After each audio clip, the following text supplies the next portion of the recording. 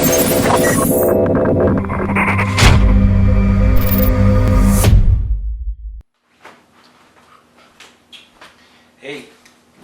so I'm making this video because I'm a Nikon guy and today I bought another Fuji. I bought two Sonys on the way to buying this Fuji. I bought this Fuji because of the limitations of this Fuji. So this one is the original X100, which is an awesome little camera. Really, it's true that people say it just brings the joy back to photography. The original X100 is a little bit slow to focus, a little bit under CPU power. Also, it's the 35 equivalent focus lens, 35mm equivalent. I'm more of a 50 guy, so this XT1 is very, very affordable. This body was under $400. This is a 50mm equivalent lens, so 35mm crop factor is 50mm equivalent. Picked that up as my go everywhere camera. We'll see how that goes. It's pretty compact, but it made me think, why, you know, Nikon people are talking, I'm moving to Sony, I'm moving to Fuji, and why wouldn't they? Because they're awesome devices. Why is it for Nikon people it should be I'm DSLR or I'm mirrorless? Because we should have a Nikon mirrorless camera. Now my belief is that when Nikon sat down and planned their mirrorless range, their target audience was people who were buying these little things, and they built the Nikon One camera and its different associated lenses as a step up for the people who are buying these little things. At the same time, that audience was buying these little things and didn't need any camera. So I think Fuji and Sony were smarter, and they were more thinking about how do we create a camera that's an alternative to the SLR. How do we create a camera that's an alternative to the entry-level DSLR and work our way up from there? And they've done an amazing job. So here's what I don't understand what Nikon cannot do. This is an exquisite little thing. Nikon have got the Df, which is about the same size as the EL. It's about the same size and weight as that. Very similar to that in terms of look and feel, a little bit bigger than that. They've built that. It's awesome. It's basically a little bit of an overgrown one of those. Why can't they build something like that with a crop sensor?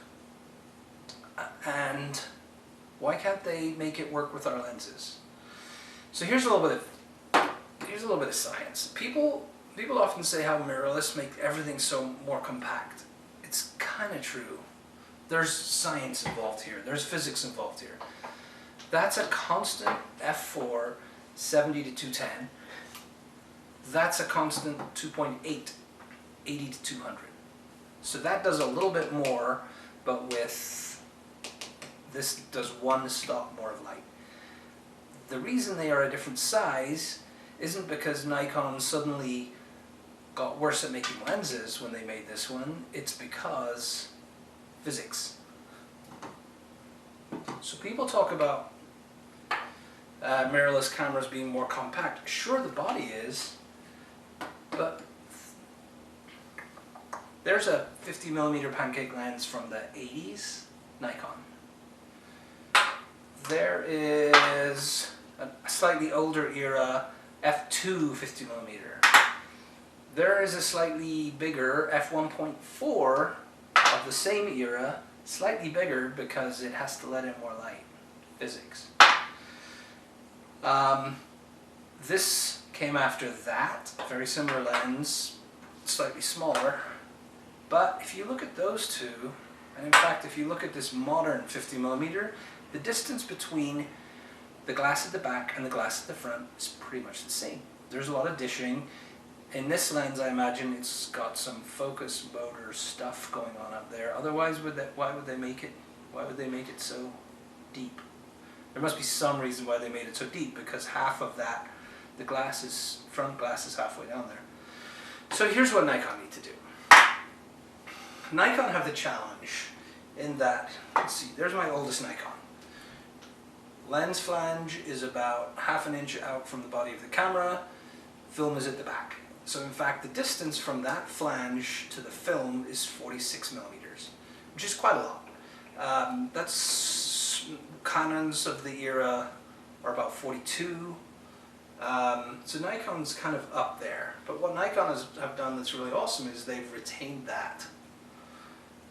They've retained that distance. So that camera, through these cameras, through autofocus film cameras, same distance, to digital SLRs, same distance. And that's why you can take a modern digital SLR Nikon and put that lens on it.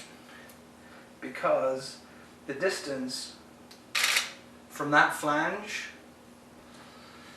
to the sensor is the same as the distance from that flange to the film. So what does that mean for smaller cameras?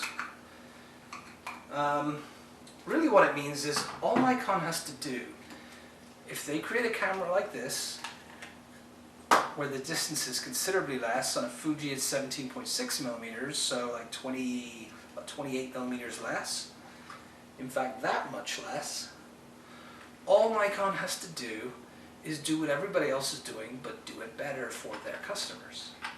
So there's a little thing, and I can put any, this is just manual aperture, it's not very smart, it's just a tube.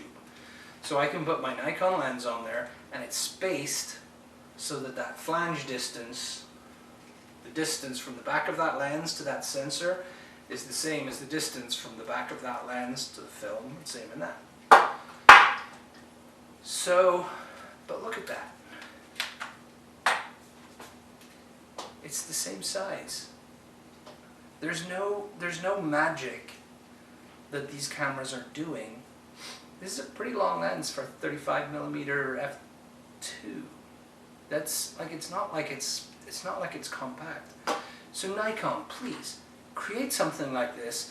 Go ahead and create a bunch of lenses that are new specifically for this, but give us a smart one of these. Give us one of these for the Nikon mirrorless camera that has sensors in it, that has the aperture shutdown mechanism in it, so that we can take all of our Nikon glass and use them in our Nikon mirrorless, and it all just works. Please do that. Because then we don't have to buy Fuji, and then we don't have to buy Sony. So, in a way, I've been waiting for the df2. I've had desires for it. I really wish it was more kind of the size of the FG, which is a little bit smaller than what it is right now. But that little FG, in fact, the original, sure they had to pack a lot of electronics in. I wish that was the Nikon FG. Fake battery pack, nice hand grip. It's about the same, if not more, innards as the current Nikon Df, but that would have been badass, because the Nikon Df is not an easy camera to hold. You can't hang it off your hand like that. And it's a considerably bigger body. The Nikon Df should have been like that, with a fake motor one grip, battery and card in the bottom, display on the back.